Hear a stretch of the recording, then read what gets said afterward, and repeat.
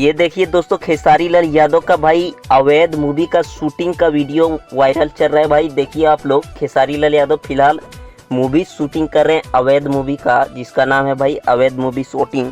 तो भाई फिलहाल जोर शोर से भाई इस शूटिंग का वीडियो क्लिप वायरल हो रहा है और इसी के बाद भाई खेसारी लाल यादव का बहुत ज़्यादा एल्बम आने वाला है। तो जितने लोग सोच रहे थे कि भाई खेसारी लाल यादव का गाना क्यों नहीं आ रहा है, तो भाई आप लोग का अब इंतज़ार ख़त्म हो सकता है। और भाई अवैध जो मूवी का शूटिंग चल रहा था फाइनली लगभग हो चुका है भाई, और अब लगातार खेसारी लाल यादव इसी मैटर पे काम करेंगे।